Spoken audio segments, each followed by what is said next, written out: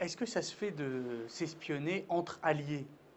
Bah, un allié, c'est un ancien ennemi et c'est éventuellement un futur. Donc on ne sait jamais jusqu'à quel point vont les alliés. Je rappelle que nous avons toujours été les alliés des États-Unis, mais nous n'avons pas toujours été d'accord avec eux, qu'ils ont connu des épisodes un peu compliqués dans leurs relations internationales.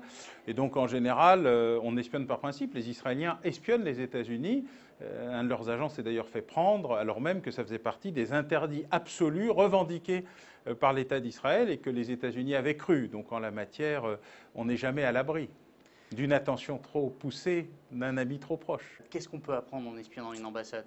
C'est un outil important, d'abord parce qu'on peut apprendre les télégrammes diplomatiques, on peut apprendre les instructions en vue d'une négociation commerciale, économique, financière, parce que ce qui était le cœur de l'espionnage, c'est-à-dire les affaires militaires, les affaires de sécurité, aujourd'hui sont aussi les affaires commerciales, économiques, pétrolières, les gisements, les négociations et donc l'exception culturelle peut-être. Et donc en la matière, il est toujours intéressant d'espionner l'ambassade, le fax de l'ambassade, les moyens de l'ambassade, les courriers de l'ambassade. C'est une histoire très ancienne.